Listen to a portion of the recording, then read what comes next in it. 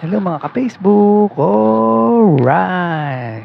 Sa nakaraang MediaCon ng Pinoy adaptation ng Korean series na What's Wrong with Secretary Kim ay sinabi ni Pepe Herrera na kinikilig silang lahat kina Paolo Abilino at Kim Chiu. Kung lolokohin nila kaming matagal na silang magkasintahan ay maniniwala kami. Diretsong sabi ni Pepe sa harap ng entertainment media at iba pang nanonood sa presscon sa ginanap sa Araneta City sa Cubao nitong nagdaang Sabado. Nagpauntak pa ng awitin si Pepe mula sa parokya ni Edgar na may titulong Halaga, na anya ay bagay na bagay daw sa lead stars ng What's Wrong with Secretary Kim. Anya, feeling ko isa ito sa kanta ni BMC, karakter ni Paulo sa serye, para kay Secretary Kim at in real life. Ito sa totoo lang ha, hindi naman to secret, kinikilig talaga kami sa kanila, kay Paulo at saka kay Kim. Yawan ang mga nasa MediaCon at napapangiti naman ang tambalang Kim Pao sa kwento ni Pepe.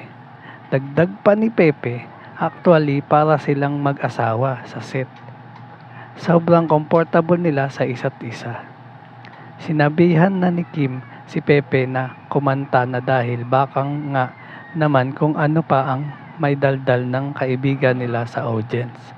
Ay, kanta na ako. Sige, kakanta na. Sambit ni Pepe at sabay kanta nga ng awitin ng parokya ni Edgar. Habang sinusulat namin ang balitang ito ay pinakinggan namin ang nasabing awitin at ang kwento pala ay tungkol sa boyfriend na binaliwala niya ang girlfriend kaya't laging umiiyak ang girl. Marahil ay nakita ni Paulo si Kim na namumblema noon sa ex-boyfriend nitong si Sian Lim at panay ang iyak nito dahil ayon sa lyrics na hindi kinanta ni Pepe, umiiyak ka na naman lang ya talaga. Wala ka bang ibang alam? Namumugtong mga mata, kailan pa ba kaya ikaw'y magsasawa?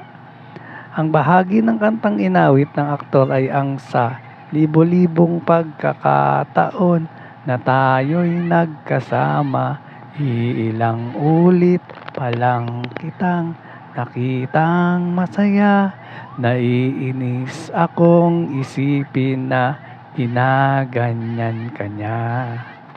Siguro ay hindi niya lang alam ang iyong tunay na halaga.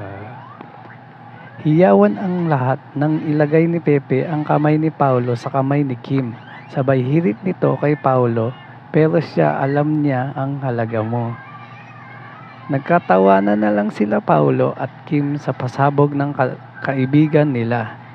Base sa nakita namin reaksyon nina Paulo at Kim ay pwedeng gusto nila ang isa't isa pero hindi nila minamadali kung ano man ang mayroon sa kanila ngayon. Sabi nga ni Pepe, masyadong comfortable ang dalawa sa isa't isa at para silang mag-asawa sa set. At maniniwala sila kapag inamin ng Kim Pao na magkasintahan na sila.